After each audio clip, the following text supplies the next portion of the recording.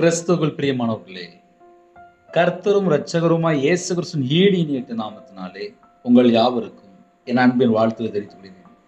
தேவன் அருளிய அப்பம் பிரேயர் மினிஸ்ட்ரி சேனல் மூலியமாக உங்களோடு சந்திப்பதில் மிகுந்த மகிழ்ச்சி அடைகிறேன். தினம்தோறும் இரவு நேரத்திலே பரிசுத்த வேதாந்திலிருந்து நாம் ஒரு பகுதியை தியானித்து நம்முடைய குடும்ப பாதுகாப்பிற்காக நாம் ஜெபிக்கிறோம். 2 தீமோத்தேயு 2ஆம் அதிகாரம் 19 மற்றும் 21 ஆகிய வசனங்கள். ஆகிலும் தேவனுடைய உறுதியான அஸ்திவாரம் நிலைத்திருக்கிறது. கர்த்தர் தம்முடையவர்களை அறிவார் என்பதும், கிறிஸ்துவின் நாமத்தை சொல்லுகிற எவனும் அநியாயத்தை விட்டு விலக கடவான் என்பதும் அதற்கு முத்திரையாய் இருக்கிறது. ஆகையால் ஒருவன் இவைகளை விட்டு தன்னை சுத்திகரித்துக் கொண்டால் அவன் பரிசுத்தமாக்கப்பட்டதும் எஜமானுக்கு உபயோகமானதும் எந்த நற்கிரியைக்கும் ஆயத்தமாக்கப்பட்டதுமான கனத்துக்குரிய பாத்திரமாய் இருப்பான். ஹல்லேலூயா. கிறிஸ்துவுக்குள் பிரியமானவர்களே, இன்னைக்கு செய்தி என்ன அப்படின்னா, ஒரே பாயிண்ட்ல சொல்லிடணும். அப்படின்னா, அநியாயத்தை விட்டு விலக கடவான் என்பதும் அதற்கு முத்திரையா இருக்கிறது. கர்த்தருடைய பிள்ளைகள் ஆசீர்வாதத்தை பெற்றுக் கொள்ள வேண்டும் என்றால் அநியாயத்தை விட்டு முதல்ல விலகணும். ஒரு வீட்டுல பணம் வருது, சம்பாத்தியம் பண்றாங்க, ஐஸ்வர்யம் பெருகுது, ஆனால் அநியாயமான வருமானமா இருக்கா, அநியாயத்தை விட்டு விலகி நியாயமான வருமானமா இருக்கா? இன்னைக்கு அதுதான் செய்தி. சரி அண்ணே, அநியாயம் என்ன, நியாயம் என்ன? அநியாயமா சம்பாதிச்சா என்ன ஆகும் அப்படின்னா, பிசாசுக்கு ஒரு பேரு அநியாயக்காரன். பிசாசுக்கு ஒரு பேர் அநியாயக்காரன். அவன் அநியாயம் தான் செய்வான். இப்போ கர்த்தருடைய பிள்ளைகள் யாரு, பிசாசின் பிள்ளைகள் யாரு? நம்ம அப்படி கொஞ்சம் யோசித்து பார்க்கணும். சரி, என்னோட வாழ்க்கையில நான் இது வரைக்கும் நியாயமே செய்யல, நான் அநியாயம் தான் செஞ்சிட்டு இருக்கேன், ஆனாலும் நான் ஞாயிற்றுக்கிழமை சர்ச்சுக்கு போயிடுவேன், எனக்கு அப்படின்னு ரொம்ப தெரியாது அப்படின்னா, இன்னைக்கு செய்தி கேளுங்க. கேட்டு நம்முடைய வாழ்க்கையில எதுல நம்ம மாற்றம் வேணும். ஏன்னா ஒரு கணவன் மனைவி அப்படின்னா ஒரு 80 வருஷம் வாழ்க்கைன்னு வச்சுக்கோங்களேன். அந்த 80 வருஷம் வாழ்க்கையில, அதாவது நம்ம உயிரோட நாள் அப்படி சொல்லிட்டு வாழ்ற நாட்களிலே குடும்பத்துக்குள்ளே எந்த ஒரு வியாதியும் வரக்கூடாது. நமக்கு தீர்காயுசு வேணும், குடும்பம் ஆரோக்கியமா இருக்கணும், எல்லாரும் சந்தோஷமா இருக்கணும், விடுதலையாக்கப்பட்ட ஜனமா இருக்கணும், பரிசுத்தமா வாழணும், நம்ம வீட்டுக்குள்ளே இயேசு கிறிஸ்து வரணும், நம்ம இருதயத்துக்குள்ளே இயேசு கிறிஸ்து இருக்கணும். 24 மணி நேரம் நம்ம வாழ்க்கை பரலோகத்துக்கு அந்த வழியில போயிட்டு இருக்கணும். நம்ம இன்னைக்கு ராத்திரி செத்தா பரலோகத்துல இருக்கணும், அது மட்டும்தான் நம்மளுடைய கான்செப்ட். அப்போ நம்ம என்ன யோசித்து பார்க்கணும் அப்படின்னா, கர்த்தருடைய பிள்ளைகள் அநியாயமான காரியம் தொடருதா? இப்போ ஒரு கல்யாணம் முடிக்கிறாங்க, எனக்கு இவ்வளவு நகை வேணும், இவ்வளவு பணம் வேணும், இவ்வளவு பொருள் வேணும், இவ்வளவு இவ்வளவு இவ்வளவு வேணும் வேணும் வேணும், இதெல்லாம் அநியாய லிஸ்ட்ல உள்ள வந்துடும். சரி, ஒரு வேலைக்கு போறாங்க, அந்த வேலையில கொஞ்சம் கூட ஒரு 5000 ரூபா ஒரு 10,000 ரூபா வேணும்னு சொல்லிட்டு உண்மையா வேலை பார்த்தால் அது நியாயம். சில இடத்துல அநியாயமா வேலை பார்த்து அது லஞ்சமா உள்ள வந்துடக்கூடாது. எஜமான் நமக்கு சம்பளம் கொடுக்கும்போது என்ன சம்பளம் கொடுக்குறாங்களோ அது நியாயம். ஆனா சைட்ல இருந்து எங்கேயாவது யார்கிட்டயோ பணம் வாங்கிடணும், அதை அப்படி செஞ்சிடணும், அவங்கள்ட்ட இப்படி அந்த வார்த்தையை மாத்தி பேசி பணம் சம்பாதிச்சிடணும் அப்படின்னா அது அநியாயத்துக்குள்ள போயிடும். 24 மணி நேரம் வாழ்க்கையில எதெல்லாம் அநியாயம் சொல்லி தோணுதோ, ஏன் தோணுதோ அப்படின்னா, ஒவ்வொரு நாட்டுக்குள்ளேயும் இந்த செய்தி கேட்குறீங்க. வேற வேற நாட்டுல வேற வேற சூழ்நிலை வாழ்ந்துட்டு இருப்பாங்க. எனக்கு ஒரு ஜெப குறிப்பு வந்துச்சு, நான் ஜெபம் பண்ணேன். அப்போ அவங்கள்ட்ட கேட்டேன், உங்க வீட்டுல யாரெல்லாம் இருக்கா அப்படின்னு சொல்லி பேசிட்டு இருந்தேன். அப்போ அவங்க சொன்னாங்க, எனக்கு மொத்தம் இந்தியாவில் 2 பிள்ளை, வெளிநாட்டில் 2 பிள்ளை. அப்போ எனக்கு 2 மேரேஜ் அப்படின்னாங்க. அப்போ நான் கேட்டேன், ஏன் அப்படின்னு சொல்லி கேட்டேன். இந்த மாதிரி நான் வெளிநாட்டு போனேன், அங்கே நான் பழகினேன், மேரேஜ் முடிச்சிட்டேன், எனக்கு இப்போ அங்கே 2 பிள்ளை இருக்குது அப்படின்னாங்க. நான் உடனே கேட்டேன், ஃபஸ்ட்டு மேரேஜ் முடிஞ்சல அவங்களுக்கு தெரியுமா அப்படின்னு சொல்லி கேட்டேன். தெரியாது அப்படின்னாங்க. தெரியாது அப்படின்னாங்க. அவங்க வேலை ஃபுல்லாக வெளிநாடு தான், அவங்க வெளிநாட்டில் தான் வாழ்ந்துட்டு இருக்காங்க.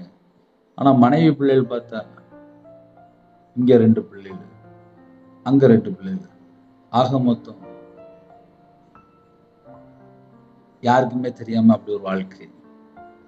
இந்த கடைசி காலம் மனைவிக்கு துரோகம் பண்ணக்கூடாது, புருஷனுக்கும் துரோகம் பண்ணக்கூடாது, அம்மா அப்பாவுக்கும் துரோகம் பண்ணக்கூடாது. அநியாயமான எந்த ஒரு வருமானமோ எந்த ஒரு காரியமோ ஒரு வீட்டுக்குள்ள வரக்கூடாது. ஏன் நார்மலா பேசிட்டு இருக்கேன் அப்படின்னா, நம்ம வாழ்க்கை முறை எப்படி இருக்கோ அதை வச்சுதான் குடும்பம் தேவன் ஆசீர்வதிப்பார்.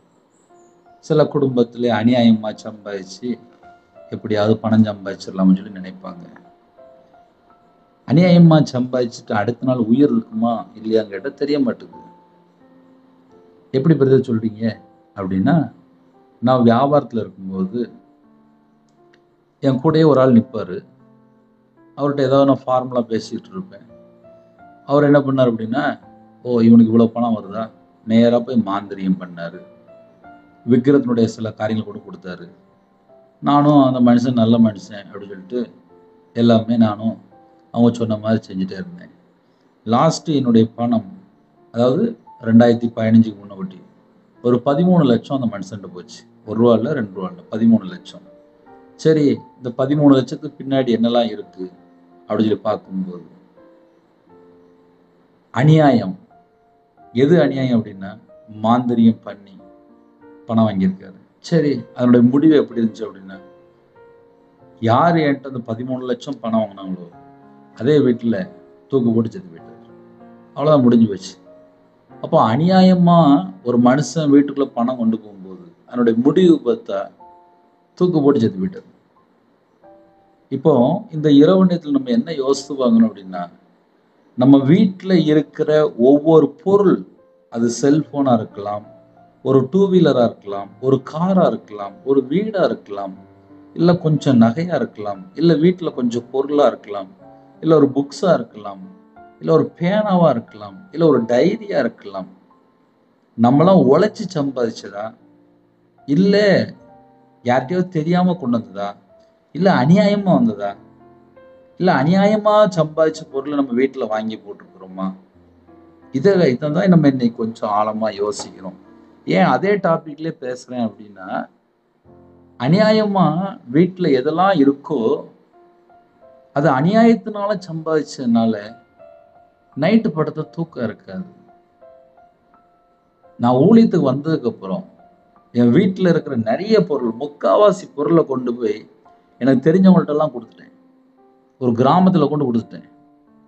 வீட்டில் ஏகப்பட்ட பொருள், வேண்டாத பொருள் எதெல்லாம் இருக்கோ எல்லாத்தையும் கொண்டு போய் ஒரு கிராமத்தில் கொண்டு கொடுத்துட்டேன். ஏன் அதையே நான் சந்தோஷமா சொல்றேன் அப்படின்னா, நான் கொடுத்தேன் அதனால சொல்றேன். என் வீட்டில் எதெல்லாம் எக்ஸ்ட்ரா இருக்கு, இதெல்லாம் தேவையில்லை, இதெல்லாம் என்ன பொருள் அப்படின்னு சொல்லி ஏகப்பட்ட பொருளை கழிச்சேன். வீட்டுக்குள்ளே அநியாயமா எந்த ஒரு பொருளும் இருக்கக்கூடாது. வீட்டுக்குள்ள இயேசு கிறிஸ்து வரணும் அப்படின்னா முதல்ல என் இருதயத்தை தேவன் பார்ப்பாரு. அதே போல வீட்டுல அநியாயமா சம்பாதிச்சமான பொருள் இருக்கான்னு சொல்லி தேவன் பார்ப்பாரு. இந்த செய்தி யாரெல்லாம் எந்த நாட்டுக்குள்ள எந்த இடத்துல இருந்து நீங்க கேட்டாலும் சரி, உங்க இருதயத்துக்குள்ளே இயேசு இருக்கணும் அப்படின்னா பிசாசுக்கு எந்த ஒரு காரியமும் உங்க இதயத்துக்குள்ள இருக்கக்கூடாது. அது முதல் பாயிண்ட். அநியாயமா ஒரு பிளான் பண்ணக்கூடாது, அநியாயமான காரியத்தை செய்யக்கூடாது, கர்த்தருக்கு துரோகம் பண்ணக்கூடாது.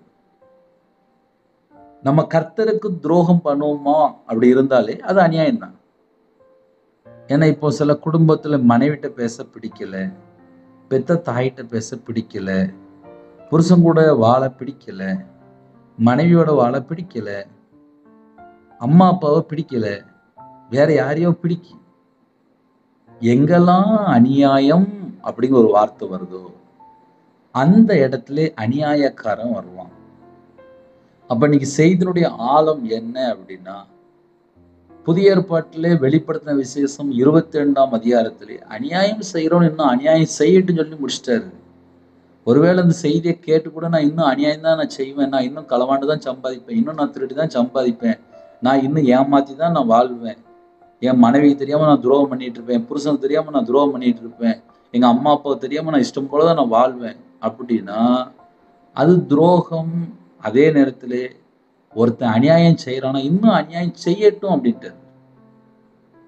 அதனால அது ஒன்றும் பிரச்சனை இல்லை. நம்ம பரலோகத்துக்குள்ள போகணும் அப்படின்னு நினைச்சோம் அப்படின்னா நான் தான் மனம் திரும்பணும். 2015 கையில பைபிள் எடுத்து வாசிக்கும்போது எனக்கு ஒண்ணுமே புரியாது. நான் 11 வயசுல வேலைக்கு போனாலும், அதனால கையில பைபிள் எடுத்து வாசிக்கும் போது எனக்கு ஒண்ணுமே புரியாம இருக்கிறதுனால எழுத்துக்கூட்டி மறுபடியும் வாசித்தேன். ஒரு நாளைக்கு 7 மணி நேரம் 8 மணி நேரம் வாசித்தேன். 1 மணி நேரம் இல்லை, 2 மணி நேரம் இல்லை, 7 8 மணி நேரம். அப்படி மணிக்கணக்கா பைபிள் வாசிக்கும் போது இருதய மனக்கண்கள் திறந்துச்சு. வசனத்தினுடைய ஆழத்துக்குள்ள கொண்டு போனாரு. வசனத்தை வாசிக்கும் போதே கண்ணீரோடு வாசிச்சுட்டு இருப்பேன்.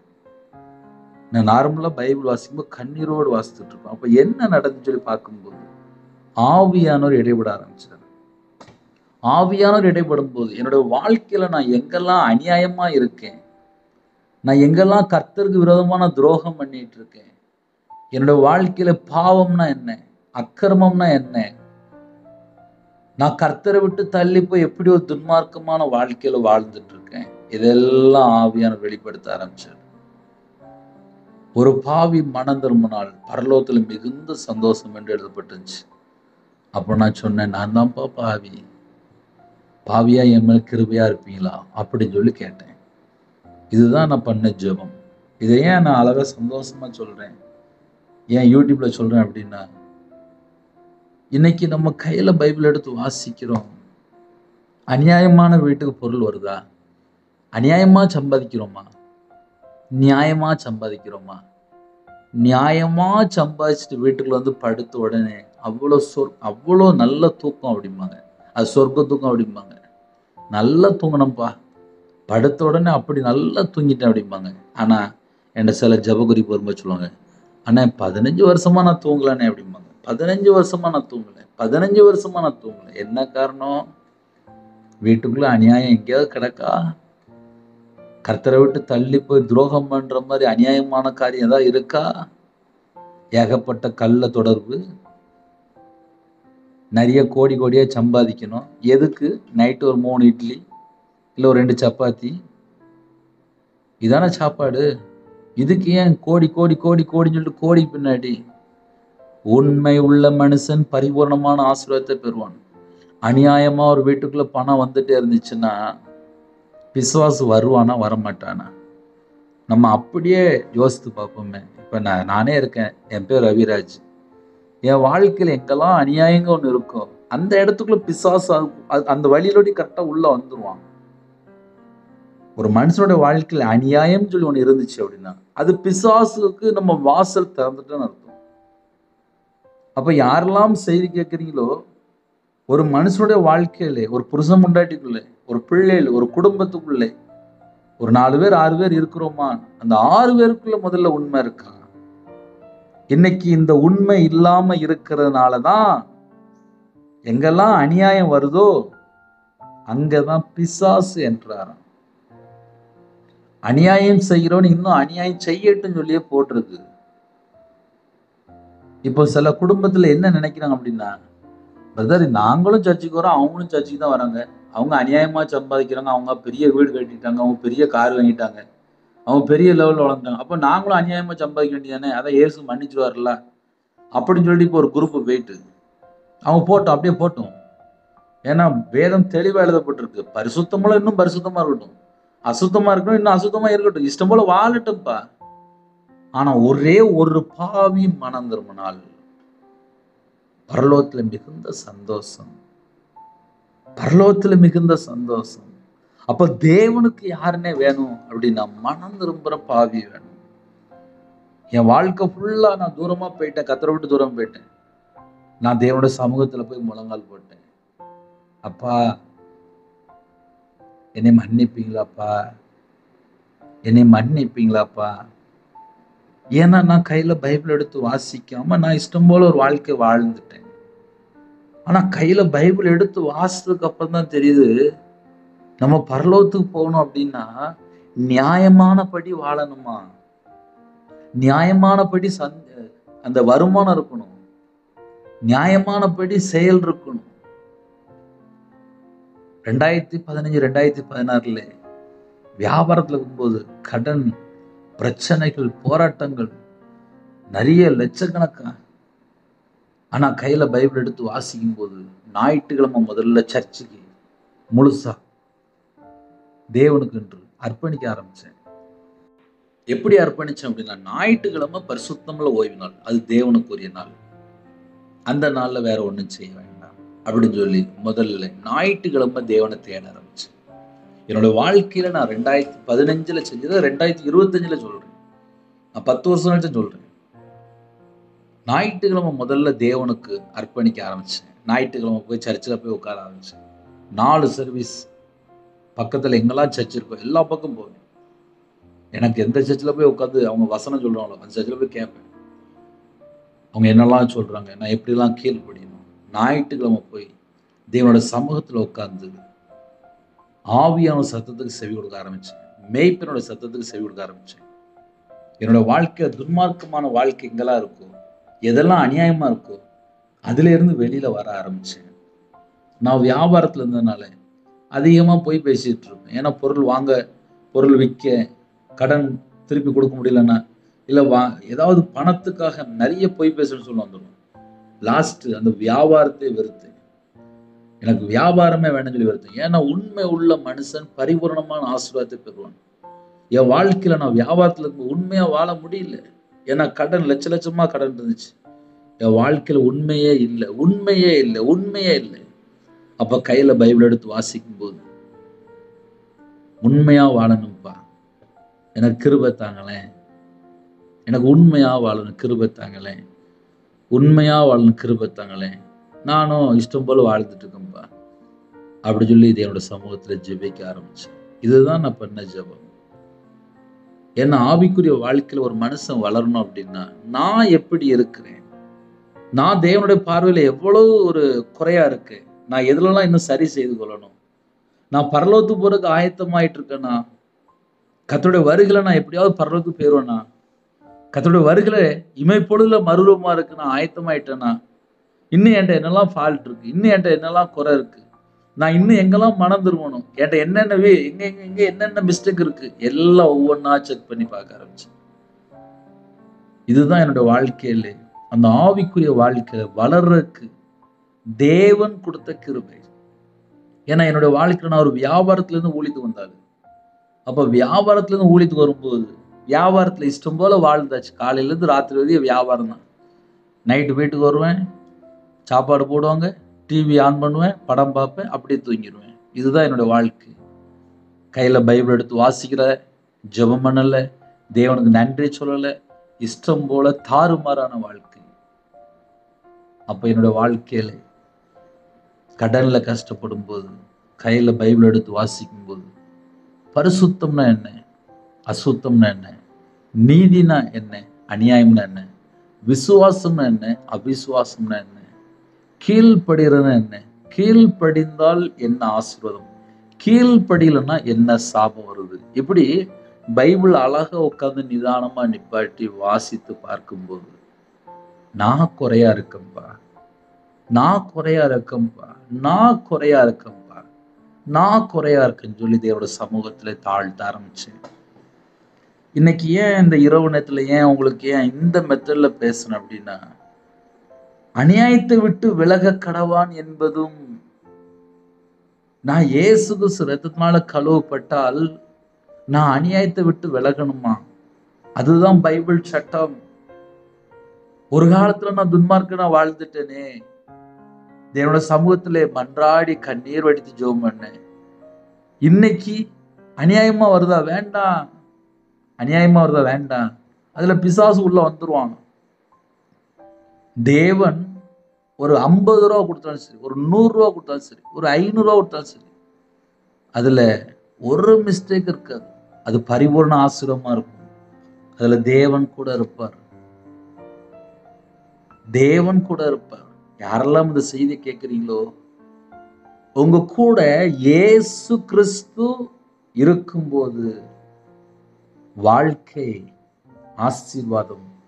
ஆசீர்வாதத்துக்குள்ள என்னெல்லாம் இருக்கு தெரியுமா? கிருபை இருக்கு, விடுதலை இருக்கு, சந்தோஷம் இருக்கு, மகிழ்ச்சி இருக்கு. உங்க கூட கர்த்தர் இருப்பார். அதுதான் ஆசீர்வாதம். கர்த்தர் என் கூட இருக்கணும் அப்படின்னா நான் அநியாயத்தை விட்டு விலகி இருக்கணும். அநியாயத்தை விட்டு விலகாம நான் இஷ்டம் போல வாழ்றேன்னு சொன்னால் அது தாறுமாறான வாழ்க்கை தான். அதுல எந்த சந்தேகமும் கிடையாது. ஆனா உங்க செய்தியில எனக்கு ரொம்ப பிடிக்கும்னே. சரி, அது பிடிக்கட்டும், அது ஒரு ஓரமா இருக்கட்டும். ஆனா நான் கர்த்தருக்கு முன்பாக எப்படி இருக்கிறேன்னு சொல்லி பரலோகம் ஃபுல்லா பார்த்துட்டு இருக்கு. உங்களையும் பரலோகத்துல பார்த்துட்டு இருக்காரு. தேவன் பார்த்துட்டு இருக்காரு. நம்மளை பரலோகத்துக்கு கூட்டு போறதுக்கு முன்பாக இந்த பூமியில நம்ம என்னெல்லாம் பண்ணிட்டோம் எல்லாம் தேவனுக்கு தெரியும். அவர் மன்னிக்கிறவர் தான், அவர் இரக்கமுள்ளவர் தான். ஆனால் ஒரு பாவி மனம் திரும்பினாதான்ப்பா மன்னிப்பாரு. நான் அநியாயமா வாழ்றேன், என் அநியாயத்தை விட்டு நான் வெளியில வர நினைக்கிறேன், எனக்கு உதவி செய்யுங்கப்பா, உதவி செய்யுங்கப்பா, நான் அநியாயமா வாழ்ந்துட்டேன்ப்பா, நான் அநியாயமா வாழ்ந்துட்டேன்ப்பா, என்னை மன்னிச்சிருங்கப்பா, என்னை மன்னிச்சிருங்கப்பா, என்னை மன்னிச்சிருங்கப்பான்னு சொல்லி தேவனோட சமூகத்துல தாழ்த்தும் போது நியாயமா வாழ்றதுக்கு உதவி செய்வார். இன்னைக்கு செய்தி என்ன அப்படின்னா, ஒரு மனுஷன் முதல்ல நியாயமா இருந்தாலே போதும்பா. அதுல வீட்டுல 100 ரூபா இருந்தாலும் பிரச்சனை இல்லை, 200 ரூபா இருந்தாலும் பிரச்சனை இல்லை.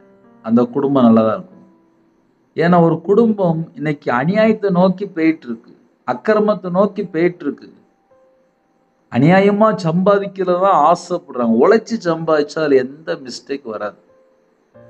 உழைச்சி சம்பாதிச்சால் இயேசு கூட இருப்பார். உழைச்சி சம்பாதிச்சால் இயேசு கூட இருப்பார். அநியாயமா அந்த சொத்து இங்க வேணும், இந்த சொத்து இங்க வேணும், எல்லா சொத்தும் என் வீட்டுல வேணும் அப்படின்னு நினைச்சா அதுக்கு பேர் அநியாயம். ஒரு குடும்பத்துக்கு என்ன வேணுமோ தேவன் தருவார். அநியாயமா வாழ்ந்தால் நைட்டு படுத்தா தூக்கம் வரும். இல்லை நான் இஷ்டம் போலதான் வாழ்வேன் அப்படிலாம் ஒரு ஓரமா இருக்கட்டும். தேவனுடைய உறுதியான அஸ்திவாரம் நிலைத்திருக்கிறது. தேவனுடைய உறுதியான அஸ்திவாரம், அதை யாரு கை வைக்க முடியாது. அது நிலைத்திருக்கிறது. கர்த்தர் தம்முடையவர்களை அறிவார் என்பதும், அந்த வேர்டை சொல்லும் போது அவ்வளவு சந்தோஷமா இருக்கு. ஏன் தெரியுமா? தம்முடையவர்களை அறிவார் என்பதும். யாரெல்லாம் தேவன் அருளிய அப்பம் ஆன்லைன் மூலியமா இணைந்திருக்கிறீங்களோ, உங்களை பார்த்து தேவன் சொல்லணும், தம்முடையவர்களை அறிவார். நம்ம எல்லாருமே அவருடைய பிள்ளையா இருக்கிறோமா? அநியாயம் செய்யறவன் பிசாசின் பிள்ளைப்பா.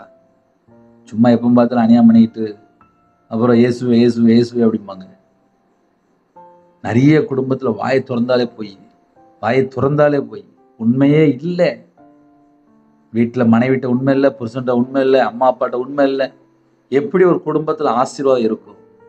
இயேசு கிறிஸ்து ஒரு வீட்டுக்குள்ள வரணும்னா மனுஷன் தான்ப்பா முகத்தை பார்ப்பான், தேவன் இதயத்தை பார்ப்பாரு. தேவன் இதயத்தை பார்க்கும்போது நம்ம இதயத்துக்குள்ள என்னெல்லாம் இருக்கு எல்லாம் தேவனுக்கு தெரியும். எல்லாம் தேவனுக்கு தெரியும். மனுஷன் சொல்லிடுவான் நான் நல்லவன்ப்பா, சரி அவங்க அப்படி சொல்லி போட்டு. தேவன் இதயத்தை பார்ப்பார். இதயத்தை பார்த்து நம்ம இதயத்துக்குள்ளே அநியாயமான காரியம் இருக்கான்னு சொல்லி தேவன் பார்ப்பாரு. அக்கிரமமா சேர்க்கிறானா இல்ல அநியாயமா சேர்க்கிறானா இல்ல உழைச்சி சேர்க்கிறானா, எல்லாம் தேவன் பார்ப்பார். தேவன் ஒவ்வொரு குடும்பத்தையும் பார்த்துட்டு இருக்காரு. கர்த்தர் தம்முடையவர்களை அறிவார் என்பதும், கிறிஸ்துவின் நாமத்தை சொல்லுகிற எவனும். இப்போ இந்த செய்தியை ஒரு முழு வேர்ல்டு, வேற வேற நாட்டுக்குள்ளே வேற வேற சூழ்நிலை நைட்டு படுத்து தூங்கும்போது நீங்க ஆன்லைன்ல கேட்குறீங்க. நானும் ஆடியோல தான் பேசிட்டு இருக்கேன், லைவ்ல வரல. ஆனால் இந்த வசனத்தை கேட்கிற எந்த ஜனமும் இருந்தாலும் சரி, கிறிஸ்துவின் நாமத்தை சொல்லுகிற எவனும், இயேசு கிறிஸ்து எனக்கு வேணும், நான் பரலோகத்துக்கு வரணும், நான் உண்மையா வாழணும், நான் பரிசுத்தமா வாழணும், என்கிட்ட இத்தனை மிஸ்டேக் இருக்கு, என்னைய மன்னிப்பாரா அப்படின்னா மன்னிப்பாரு.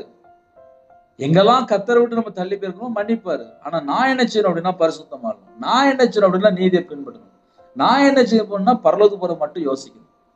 இயேசு கிறிஸ்து ரத்தத்தினால கழுவப்பட்டு ஒரு மனுஷன் நீதிமான வாழணும், பரிசுத்தமான வாழணும். வாழ்க்கை முறை எப்படி இருக்கு? நிறைய குடும்பத்துல ஞாயிற்றுக்கிழமை சர்ச்சைக்கு போயிருக்காங்க, ஆனா 7 நாளும் கையில பைபிள் எடுத்து வாசிக்கிறது இல்லை. ஞாயிற்றுக்கிழமை சர்ச்சில் இருக்கும் போதே செல்போன்ல விளையாண்டுட்டு இருக்காங்க. எவ்வளவு துணிகரம்! அந்த வீட்டுக்குள்ள இயேசு எப்படி வருவாரு? சர்ச்சுக்குள்ள இருக்கும் போது செல்போன் வச்சு விளையாண்டுட்டு இருக்காங்க. அது துணிகரம் தானே? அது அநியாயம் தானே? அது துன்மார்க்கம் தானே? அதனால செய்தி கேட்க பேச கிடையாது. கிறிஸ்துவின் நாமத்தை சொல்லுகிற எவனும் யாரா இருந்தாலும் சரி, எவனும் அநியாயத்தை விட்டு விலக கடவான் என்பதும், அதுதான் அந்த வேர்டு தான் முக்கியமான வேர்டு. அநியாயத்தை விட்டு விலகணுமா? அநியாயத்தை விட்டு விலக கடவான் என்பதும் அதற்கு முத்திரையாய் இருக்கிறது. அப்ப கிறிஸ்துவின் நாமத்தை ஒரு மனுஷன் சொல்லணும் அப்படின்னா அவன் அநியாயத்தை விட்டு விலகி இருக்கணும். இயேசு கிறிஸ்து நாமத்தை நான் சொல்ல போறேன்ப்பா, முதல்ல நம்ம வாழ்க்கையில அநியாயம் இருக்கக்கூடாது. நான் இயேசு கிறிஸ்து நாமத்தை சொல்றேன் அப்படின்னா என் வாழ்க்கையில அநியாயம் இருக்கக்கூடாது. ஹல்லேலூயா! எந்த அளவுக்கு புரிஞ்சுது? நான் இயேசு கிறிஸ்து நாமத்தை சொல்றேன் அப்படின்னா என் வாழ்க்கையில அநியாயங்கள் ஒண்ணு வரக்கூடாது. அவ்வளவுதான் இன்னைக்கு செய்தி. அதுதான். அடுத்தாப்புல 21ஆம் வசனம். ஆகையால் ஒருவன் இவைகளை விட்டு அநியாயமான அந்த மாதிரி காரியங்கள் எதுவும் வாழ்க்கையில் இருக்கக்கூடாது. இவைகளை விட்டு தன்னை சுத்திகரித்து கொண்டால் என்ன அர்த்தம்? இயேசு கிறிஸ்து ரத்தத்தினால கழுவி சுத்திகரித்து கொண்டால். அப்ப என் வாழ்க்கையில நான் சொன்னேன், என் வாழ்க்கையில நான் அநியாயமா தான் வாழ்ந்தேன், நான் துன்மார்க்கம் தான் வாழ்ந்தேன், நான் இஷ்டம் போல வாழ்ந்துட்டேன்.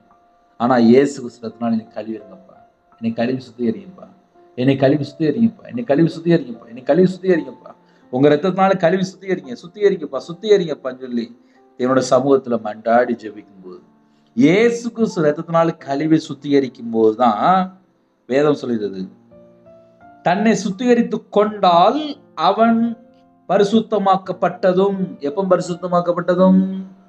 அநியாயத்தை விட்டு விலகி இருக்கணும், இயேசு கிறிஸ்து ரத்தத்தினால கழுவப்பட்டிருக்கணும்.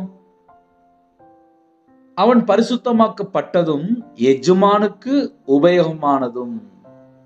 எஜமான யாரு? பரலோகத்துள்ள தேவன். பரலோகத்துள்ள தேவனுக்கு நான் உபயோகமான ஒரு மனுஷனா இருக்கிறேனா அப்படின்னு சொல்லி பரலோகம் முதல்ல பார்த்துட்டு இருக்கோம்.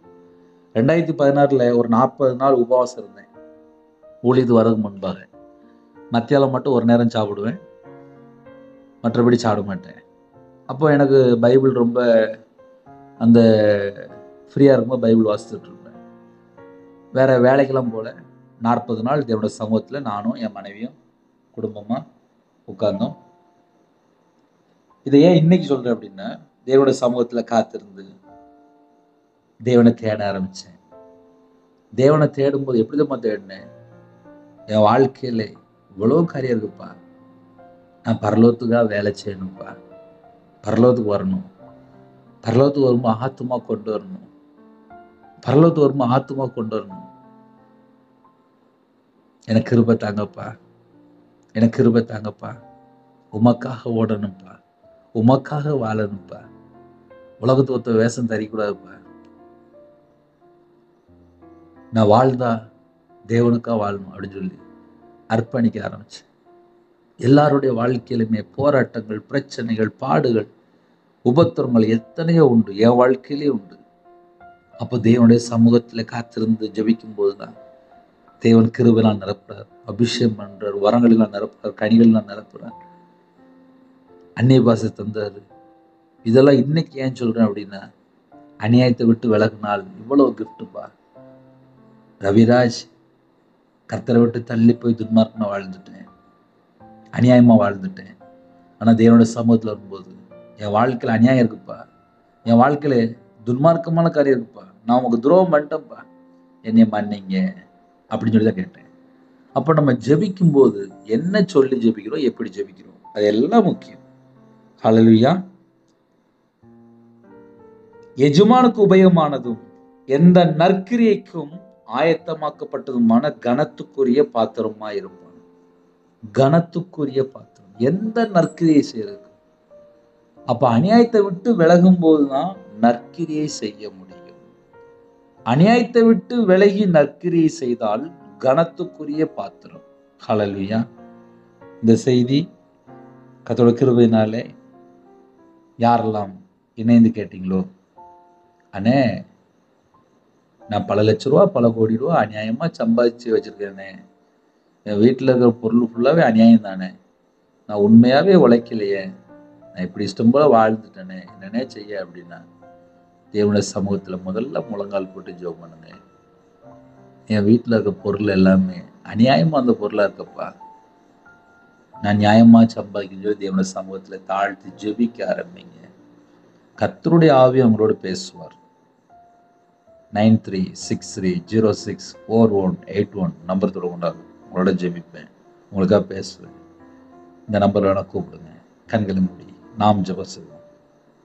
அன்பின் கர்த்தாவே, நன்றியோடு துதிக்கிறோம், சொல்கிறோம்ப்பா. உங்க பாதத்தில் அர்ப்பணிக்கிறோம்ப்பா.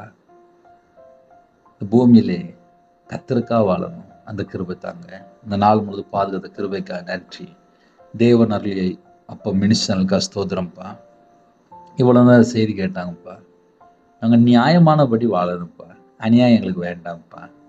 கர்த்தருக்கு பிரியமானபடி வாழணும்ப்பா, அந்த கிருபை எங்களுக்கு தாங்க. யாரெல்லாம் இந்த செய்தி கேட்டாங்களோ அந்த குடும்பங்கள் ஆசிரியப்படட்டும். அவங்களோட அப்பத்தின் தண்ணி ஆசிரியங்க.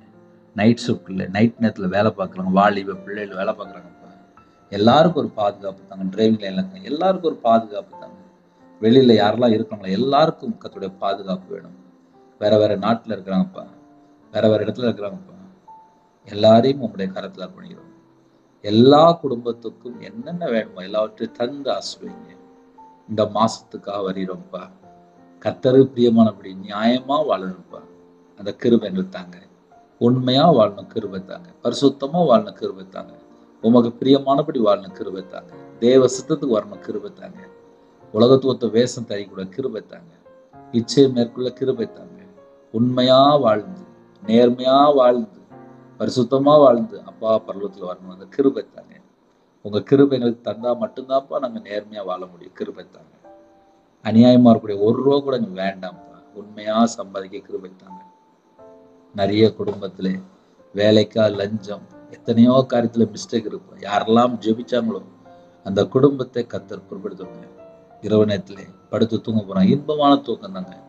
கற்பதுனியா ஜெபிக்கிறாங்க, கர்த்தர் மனமிறங்கி ஆசிரிங்க. மாசமா இருக்க அந்த குடும்பத்தை ஆசிரிங்க. டெலிவரி போறாங்க, பரம வைத்தியர் கூட இருங்க.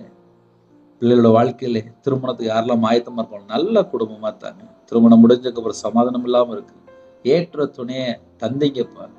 ஆனாலும் சில குடும்பத்துக்குள்ள நிம்மதி இல்லப்பா. அந்த குடும்பத்துடைய காரியம் என்ன சொல்லி தேவனுக்கு தெரியும். எங்கெல்லாம் கர்த்தரை விட்டு வழி விலகினாங்களோ அந்த பாவத்தை மன்னிங்க. விக்கிர வழிபாடுல இருக்காங்க, அந்த குடும்பம் மனம் திரும்பட்டும், ரட்சிக்கப்பட கிருபை செய்யுங்க. இந்த மாசத்தினுடைய தேவையில எல்லாம் கர்த்தர் சந்திங்க. கடன்ல கஷ்டப்படுகிற எத்தனையோ கோடிக்கணக்கான ஜனங்கள் உண்டுப்பா. உங்க பிள்ளைகளோட கர்த்தர் கூட இருங்க, அவங்களுடைய தேவைகள்லாம் சந்திங்க.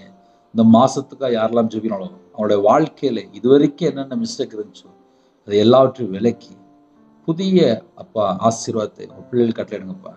இந்த வருஷத்துல சகலமான நன்மைகளையும் பெற்றுக்கொள்ளணும்ப்பா. கர்த்தர் கிருபை செய்யுங்க. இரவு நேரத்தில் சீக்கிரமா படுத்துங்க, அது கிருபை செய்யுங்க. வேதத்தை தியானிக்க ஜெபிக்க தனி ஜெபம் பண்ண குடும்ப ஜெபம் பண்ண கர்த்தர் கிருபை தாங்க. வெளிநாட்டுல இருக்காங்கப்பா, அவங்க இருக்கிற பகுதியில உண்மையா வாழ கர்த்தர் கிருபை செய்யுங்க. தேவனுக்கு பிரியமானபடி வாழ கர்த்தர் கிருபை செய்யுங்க. ஆசீர்வாதங்களை பெற்றுக்கொள்ள கர்த்தர் கிருபை செய்யுங்க. தேவன் அருளி அப்பா மினிஷனுக்காக ஸ்தோத்திரம்ப்பா. அப்ரோஜனமான ஊழியக்காரன்ப்பா. நைட் ஷிஃப்ட்ல இருக்கிற எல்லா குடும்பத்தையும் கர்த்தர் பொறுப்படுத்துங்க. சரீரத்தில் பலவீனத்தோடு படுத்த படுக்கையில யாரெல்லாம் இருக்காங்களோ உங்களுடைய தழும்புள்ள கருத்தினால தொட்டு சுகமாக்கி தாங்க. இரவு நேரத்தில் இன்பமான தூக்கம் தாங்க. அதிகாலையில் எழுப்பிடுங்க. இந்த மாசத்துடைய எல்லா காரியத்துக்கும் கர்த்தர் பொறுப்படுத்துங்க. கர்த்தர் பிரியமானபடி நம்ம வாழணும். கர்த்தர் பொறுப்படுத்துங்க. துதிகான மகிமை எல்லாம் ஒருவருக்கே செலுத்துகிறோம். இயேசு கிறிஸ்துவின் பிதாவே ஆமென். தேவனுக்கே மகிமை உண்டாதாக. கர்த்தர் தாமே உங்களை உங்கள் குடும்பத்தின் சகல காரியத்திலும் சம்பூர்ண அதிருப்தியாக கர்த்தர் கூட ஆசீர்வதிப்பாராக. ஆமென். கர்த்தராகிய இயேசு கிறிஸ்துவின் கிருபையும் பிதாவாகிய அன்பும் பரிசுத்தனுடைய ஐக்கியமும் இப்பொழுதும் எப்பொழுதும் சதா காலங்களிலும் நம்ம அனைவருக்கும் கொடுப்பதாக. ஆமென். கிறிஸ்துவில் பிரியமானவர்களே, என் பேர் ரவிராஜ். எனக்காக ஜெபித்துக் கொள்ளுங்கள். ஒவ்வொரு நாளும் இரவு நேரத்தில் ஜெபிக்கிறோம், அதிகாலையும் ஜெபிக்கிறோம்.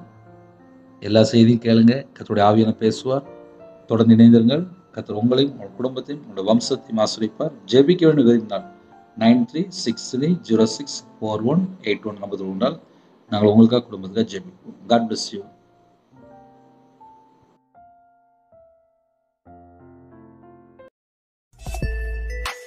Thanks for watching. Please subscribe our channel. Click the like and share. Click the bell.